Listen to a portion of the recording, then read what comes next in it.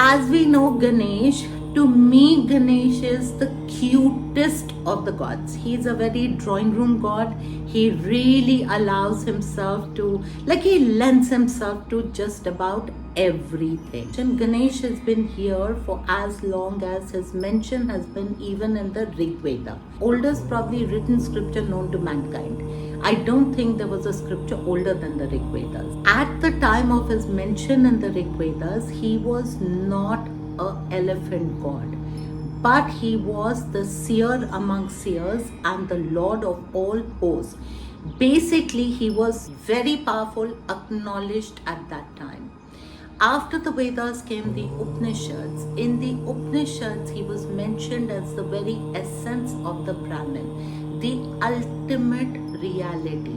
Come forward to the Puranas. So our scriptures go Vedas, Upanishads, Puranas. When you come to the Puranas, that is where started the myth or the story of how Parvati created Ganesh out of turmeric paste to guard her while she was having a shower, and Shiv came home, did not recognize him, chopped his head off, and Parvati threatened to chop Shiv's head off for chopping her son's head off. So in an act of absolution, Shiv went, minions went, and they were told कि जो भी पहला बच्चा मिलेगा उसका sir काट के ले आना. Obviously, killing a child is not a big deal in those days. So there was a baby elephant whose head was chopped off, and Shiv attached it to Ganesh's head, and he was reborn as Ganesh, the idol that we know as of today.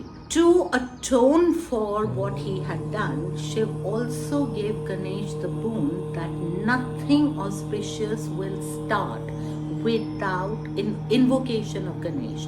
Today, the meditation that we're doing, the energies that Ganesh brings in is grounding and stability, which is one of his major energies, which comes from the elephant's presence, which anchors you to earth, which is energy, protection, being rooted, steady, the removing of obstacles, which is another major energy that Ganesh brings in, where the pathway that you walk or the path that you're walking on is cleared of all clutter. There is the energy of clarity, openness, and forward movement. Then, of course, wisdom and intelligence, which is the golden light at the third eye. It is the energy of insight, perception, and mental clarity.